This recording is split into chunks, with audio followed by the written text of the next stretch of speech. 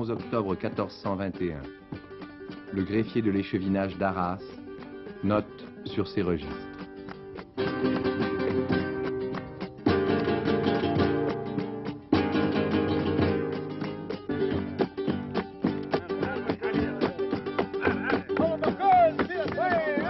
Au XVe siècle, les premiers groupes de tziganes sont signalés en Europe occidentale. Leur mode de vie, leur langue, leurs coutumes diffèrent du sédentaire.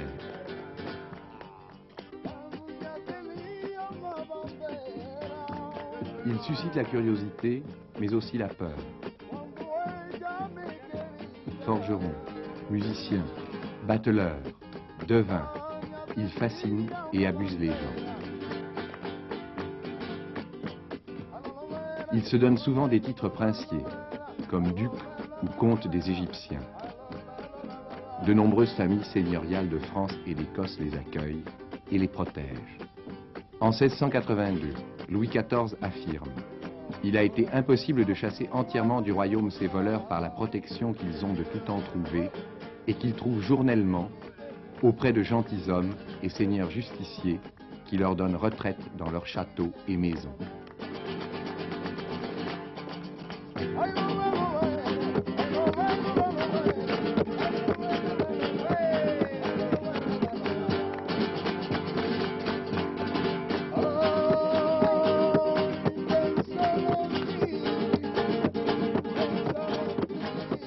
L'histoire des tziganes est surtout l'histoire d'une répression.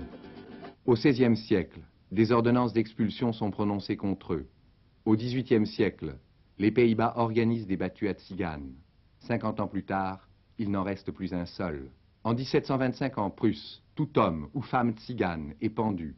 Quand on ne les tue pas, on les condamne au fouet et aux galères. En France, sous le consulat, on interne les tziganes et l'on songe à les déporter en Louisiane.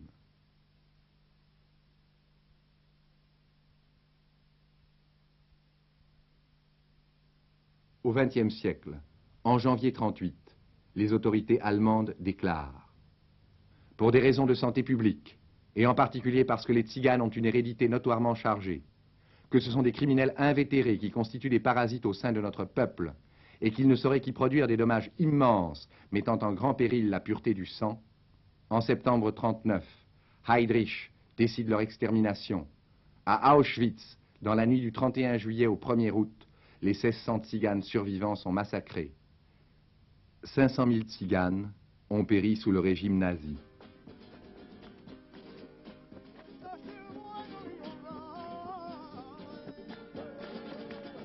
Ils ont survécu. Témoins indifférents de toutes les révolutions, de l'ère industrielle et de l'âge atomique. Leur histoire n'est pas la nôtre. Il faut oublier pour les comprendre nos repères chronologiques et jusqu'à notre notion du passé. Le tzigane vit son histoire au moment où il la raconte. Le peuple tzigane se répartit en 3 groupes. Les Roms, les Manouches, les Gitans ou Calais.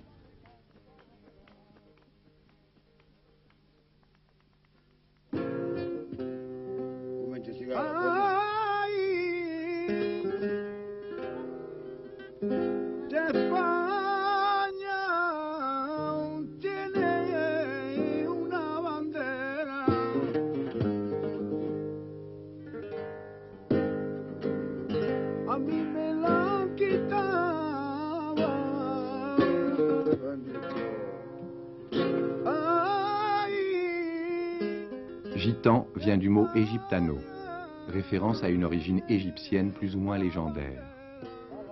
Eux-mêmes s'appellent Calais, qui vient du mot sanskrit Zindkale, signifiant homme noir de la plaine. Les Gitans vivent dans les pays méditerranéens et surtout en Espagne. Leur arrivée semble antérieure à l'arrivée des autres tziganes en Europe occidentale. On ne connaît rien de leur migration. Leurs traditions et coutumes ont fortement imprégné la culture andalouse.